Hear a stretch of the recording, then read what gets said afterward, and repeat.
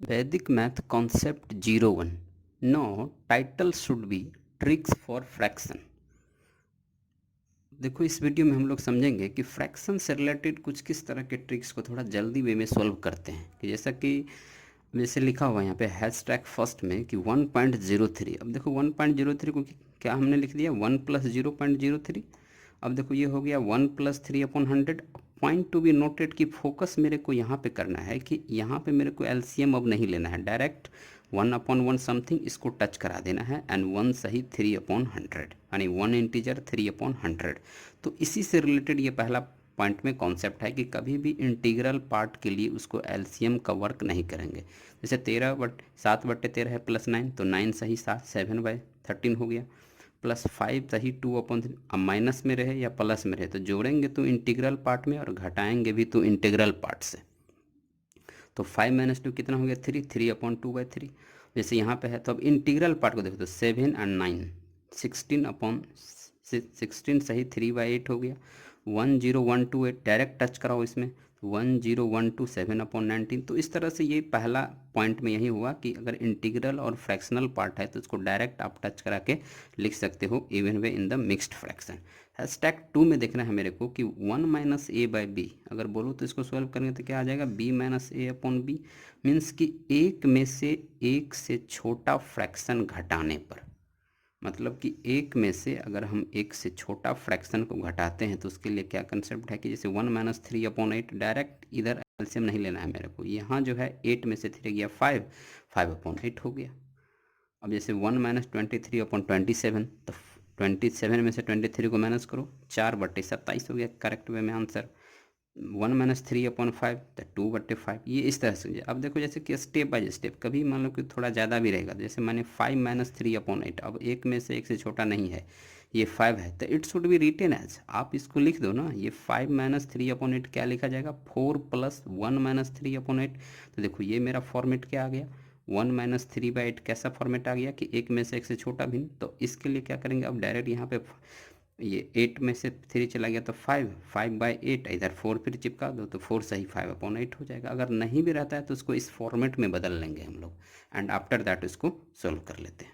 अब जैसे देखो हैशटैग 3 में इसी से रिलेटेड कुछ कॉन्सेप्ट होता है। जैसे जल्दबाजी वे में थोड़ा अगर आप एग्जामिनेशन पॉइंट ऑफ व्यू से अगर प्रिपरेशन करते हो तो एग्जाम हॉल में अगर इस तरह का कुछ प्रॉब्लम आ जाती है कि अगर 5 मिनट बचा है और 7 क्वेश्चन लगाना है तो ऐसा ऐसा छोटा छोटा भी गलतियाँ हो जाती है जिसको कि आप टू द पॉइंट नहीं कर पाते हो। तो जैसे देखो इसका पहला इसमें क्या है कि अब जिसमें 13 + 3 5/12 -1 सही 1/10 + 2 4/9 बराबर वाट। अब देखो यहाँ पे तो इंटीग्रल पार्ट पे पहले फोकस करते हैं तो कितना है 13 3 16, 16 में से एक माइनस कर देंगे कितना हो जाएगा 15, 15 में जोड़ दीजिए 17 तो इंटीग्रल पार्ट हो गया 17।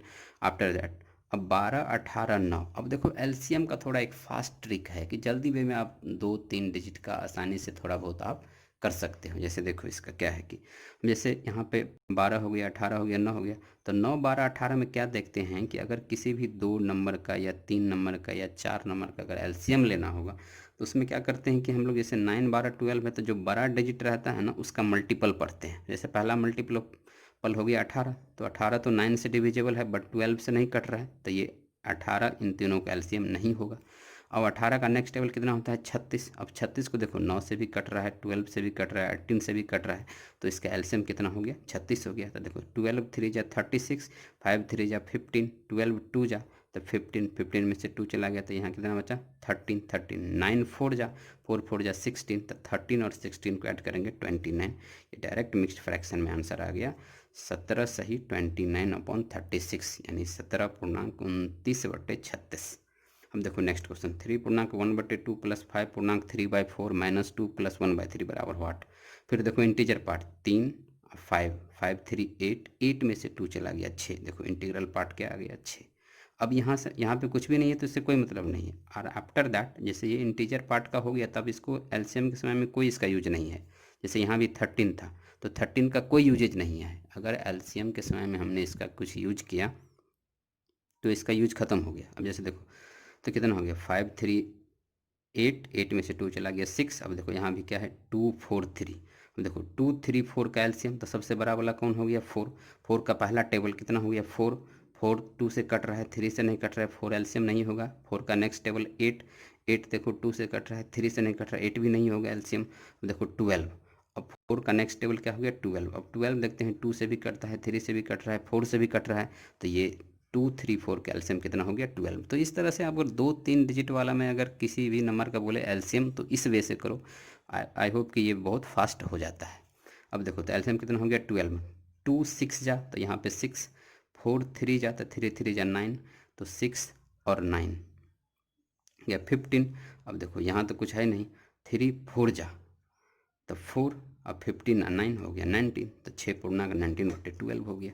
तो इस तरह से अब देखो नेक्स्ट क्या है, 2 पूर्णांक 1/3 प्लस 6 पूर्णांक 1/5 प्लस 4 पूर्णांक 1/6 बराबर व्हाट।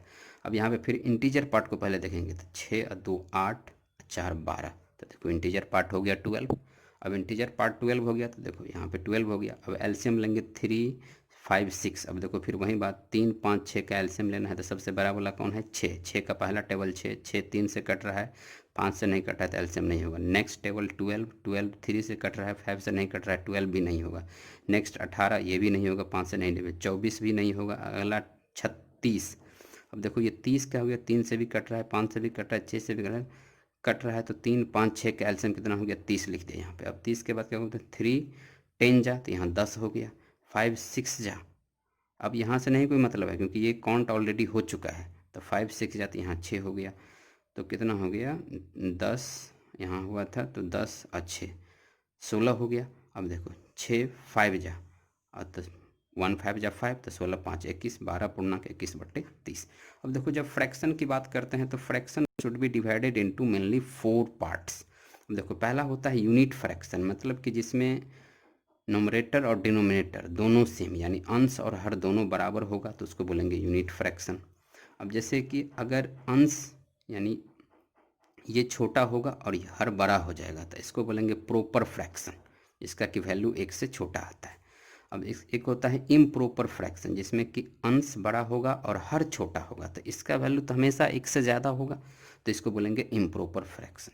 और इसके बाद होता है एक मिक्स्ड फ्रैक्शन। मिक्स्ड फ्रैक्शन की मतलब कि उसमें इंटीजर पार्ट फ्रैक्शनल पार्ट को मिला के लिखा जाता है। Point to be noted that कि ऑलवेज हम इम्प्रॉपर फ्रैक्शन का ही मिक्स्ड फ्रैक्शन लिख सकते हैं।